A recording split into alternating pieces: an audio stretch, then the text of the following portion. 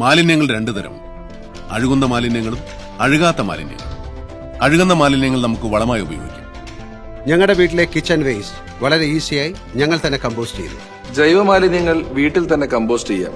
മുടന്ത ന്യായങ്ങൾ മാറ്റിവെച്ച് നമ്മുടെ വീടുകളിൽ തന്നെ ബയോ കമ്പോസ്റ്റ് ഉപയോഗിച്ച് ജൈവമാലിന്യം സംസ്കരിക്കുന്നത് ശീലമാക്കാം. ദൈനംദിന ജീവിതത്തിൽ നിങ്ങൾ ഉപേക്ഷിക്കുന്ന ഒരു തുണ്ട് കടലാസാവട്ടെ, മിഠായി പൊതിയാവട്ടെ, യാത്രയിൽ ഉപേക്ഷിക്കുന്ന പ്ലാസ്റ്റിക് കുപ്പികളാവട്ടെ, അതൊന്നും തന്നെ അലക്ഷ്യമായി വലിച്ചെറിയരുത്.